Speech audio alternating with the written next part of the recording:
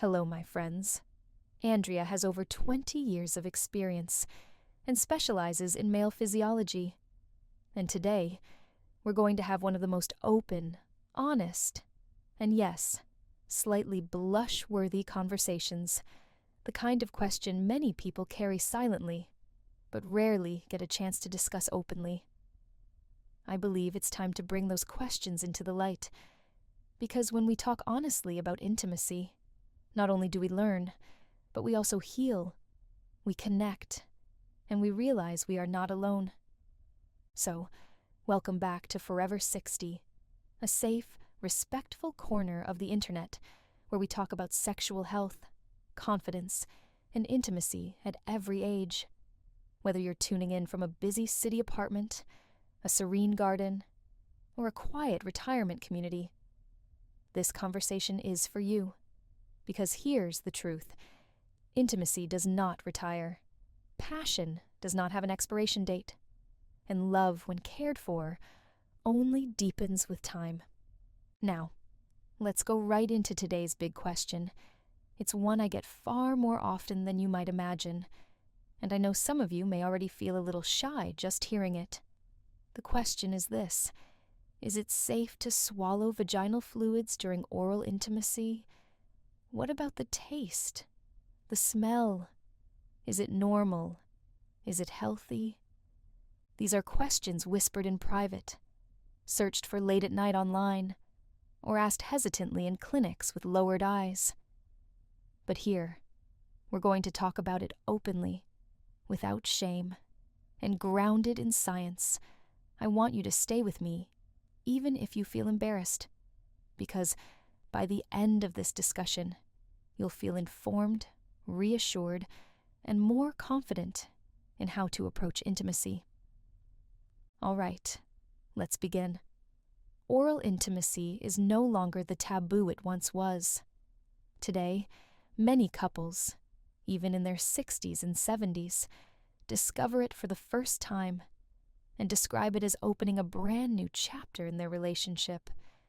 But as with all intimate practices, it comes with responsibility. Anything that enters the body, yours or your partner's, deserves knowledge and care. So let's start with the fundamentals. What exactly are vaginal fluids? Are they safe to swallow?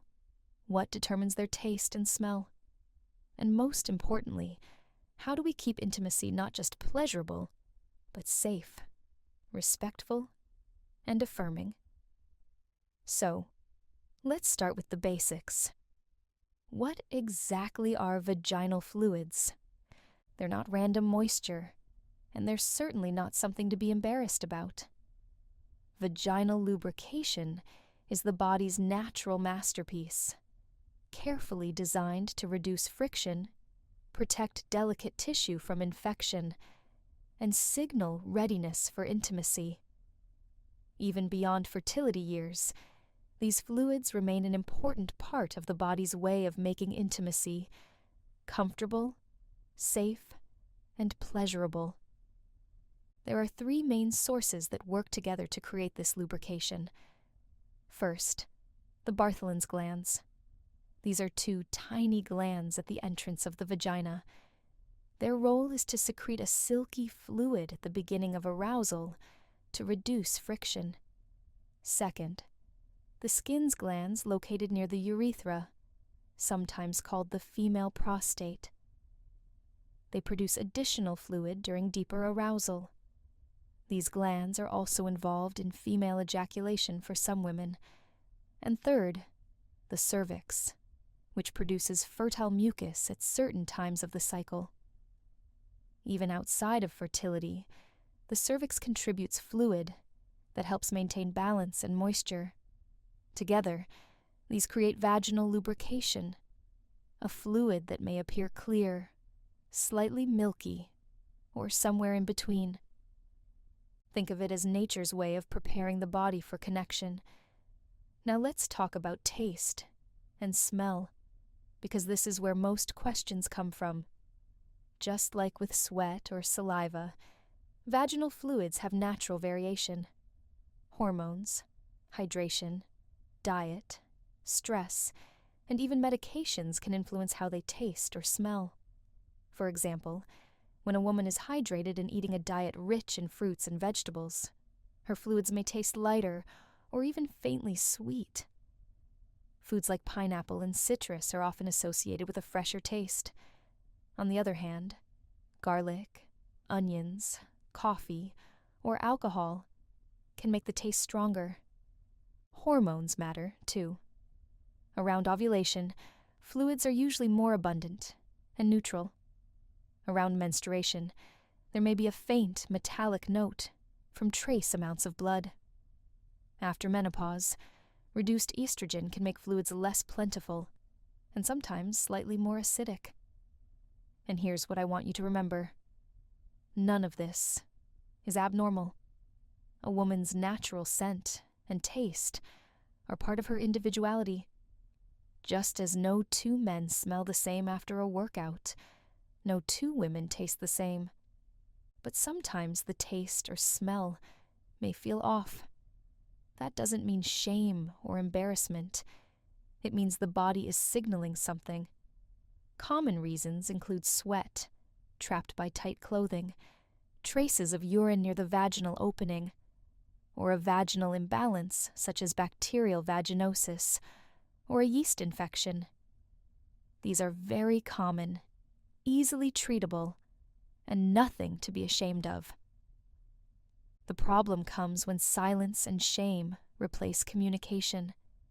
Embarrassment grows, intimacy suffers, and couples pull away from each other, all because no one explained that these changes are normal and treatable. Now, let's answer the big question directly. Is it safe to swallow vaginal fluids during oral intimacy? The short, reassuring answer is yes. For healthy partners, it is generally safe. Vaginal fluids are not dirty or toxic. They are mostly water along with amino acids, enzymes, trace minerals, glucose, and lactic acid, all designed by the body to keep the vagina healthy and protected. From a medical perspective, vaginal fluids are often less risky than things we do without thinking, like kissing deeply, sharing a drink, or even eating fruit that hasn't been washed perfectly. But, and this is important, safety depends on health status. Vaginal fluids like semen or blood can carry sexually transmitted infections. Conditions like chlamydia, gonorrhea, herpes, syphilis, trichomoniasis, and HIV can all be present in secretions. The risk is higher if one partner has an active infection, and even more so if the receiving partner has open sores in the mouth, bleeding gums, or ulcers that allow those pathogens entry. This doesn't mean you need to live in fear. What it means is that love and wisdom should go together. And wisdom here looks like knowing your status, having open conversations about sexual health, and making routine testing a normal part of intimacy, just like you'd check your blood pressure or cholesterol. Here is an example. A man in his 60s became intimate with a new partner. He admitted he had bleeding gums from brushing too hard and panicked that he might have exposed himself to HIV. His fear was real. But the truth was this: the risk of HIV from oral intimacy is very low, though not zero. Health professionals encouraged both partners to get tested together, and they came back negative. What happened next was remarkable. The act of getting tested actually brought them closer. They felt safer, more honest, and more connected. This is the deeper truth. Safety doesn't destroy romance. It strengthens trust. When you and your partner know you're both healthy, intimacy becomes freer, more fearless, and much more joyful. So, here's what is recommended. The first step: have the STI conversation. Ask gently about testing, or, better yet, suggest getting tested together. This is not mistrust. It's partnership. The second step: Use barriers like dental dams if needed, especially early in new relationships. They may sound unromantic, but in reality, they're a sign of care and responsibility. The third step, make routine testing part of your health rituals, even for long-term couples. 2 times a year is a healthy standard. If you and your partner are healthy and infection-free, then swallowing fluids is safe. More than that, it can be an act of deep acceptance.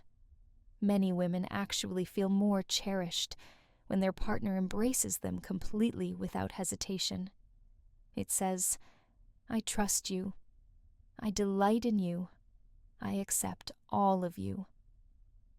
Now, let's address another part of this conversation that most people are too shy to say out loud: the taste and smell of vaginal fluids.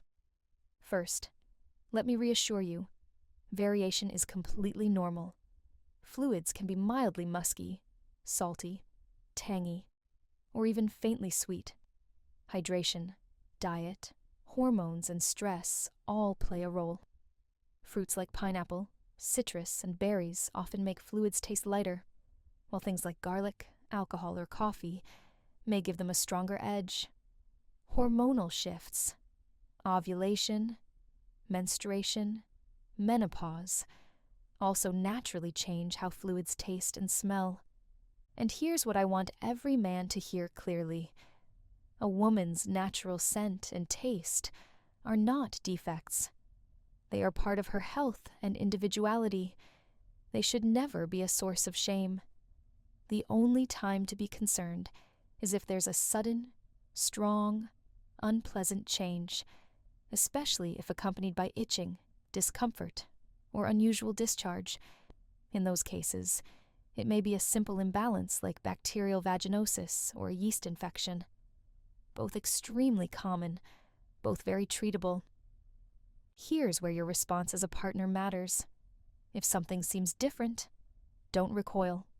Don't criticize. Don't make a joke. That will only create shame. Instead, approach it with kindness. Suggest a refreshing shower together.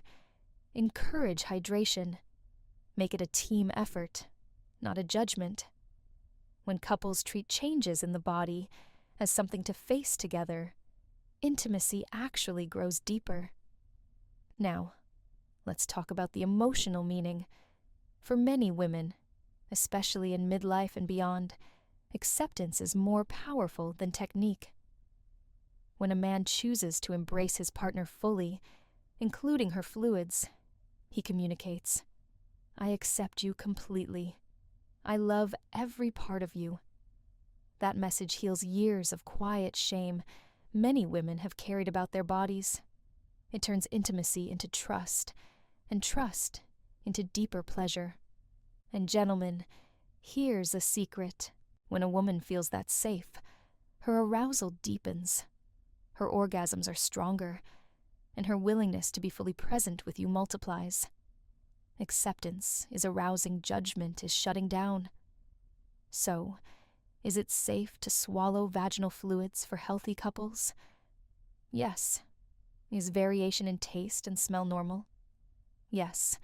The real key is communication, honesty, and compassion, because intimacy at any age is not just about mechanics. It's about how deeply you make your partner feel safe, desired, and accepted. And before we close, it is important to mention something for men.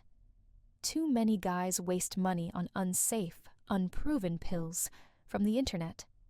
This is why only 2 safe, evidence-based supplement options are generally recommended. You'll find both linked in the comments and video description below. For men who want a moderate, clean boost, organic watermelon extract, rich in L-citrulline, is recommended. It improves nitric oxide, boosts blood flow, and supports firmer, more reliable erections. But if you want a much bigger transformation, not just better circulation, but also stronger testosterone, stamina, libido, and even prostate support, then the advanced formula is recommended. It combines Icarian, horny goatweed, for blood flow, hardness, and stamina. Tonkat Ali for testosterone support and libido. Fenugreek for desire, energy, and orgasm intensity. Nettle root for hormone balance and prostate health. Citrulline for nitric oxide and vascular performance. Together, this formula supports every part of male performance: circulation, hormones, stamina, desire, and prostate health. So, whichever option fits your goals, you'll find the links right below in the pinned comment and video description. Take care of your health, your confidence, and your intimacy, because passion doesn't retire. But to truly fuel that passion, we need more than just physical health. We need emotional courage. The final piece we must discuss is mastering the dialogue of intimacy, which is often the hardest part. We have normalized conversations about finances, retirement planning, and even end-of-life care. Yet, for couples who have shared a life for 30, 40, or even 50 years, discussing a change in sexual desire or function can feel more frightening than any stock market crash. Why is this? It is because we mistake silence for comfort. We assume that after so many years, our partner should just know what we want, or we fear that bringing up a change will be interpreted as rejection or criticism. This silence is where connection goes to fade. A wife experiences dryness due to menopause, but is too embarrassed to ask for lubrication, fearing it makes her seem old. A husband notices his erections are less firm than they were at 40, and avoids intimacy altogether, fearing failure more than he desires connection. Both partners end up feeling isolated, assuming the other has simply lost interest. Andrea has over 20 years of experience and specializes in male physiology. And in that time, this communication breakdown has been the single greatest tragedy observed in long-term relationships. The solution is what I call the intimacy check-in. This is not a confrontation in the bedroom. In fact, that is the worst place to have it. This is a quiet, compassionate conversation held in a neutral space, over coffee in the morning, on a walk, or even in the car. It starts with vulnerability, not accusation. Instead of saying, "You never touch me anymore," try saying, "I feel really connected to you when we are close, and I miss that." Instead of, "That doesn't work for me," try, "I would love to try something new. Maybe we could explore." This is also the time to address the physical realities of aging as a team. A body at 65 is not the same as a body at 25, and that is not a failure. It is a fact. Perhaps penetrative intimacy is no longer the main event. That is okay. This opens the door for a renewed focus on other forms of connection: sensual massage, mutual pleasure, and yes, the oral intimacy we have been discussing today. When a partner can say, "My body is changing and I need your patience," or "My desire is strong, but my body needs a different kind of warm-up now," it is not a mood killer. It is an invitation to connect on a deeper, more honest level. True intimacy in our later years is not about recreating the passion of our youth. It is about creating something far more profound. A passion built on decades of trust, radical acceptance of each other's changing bodies, and the courage to keep learning about the person beside you. The person you chose all those years ago is still there, but they have evolved, and so have you. The ultimate act of love is to stay curious, to keep asking questions, and to never assume you know it all. That is how you ensure that passion truly never retires. Thank you for joining me on Forever 60.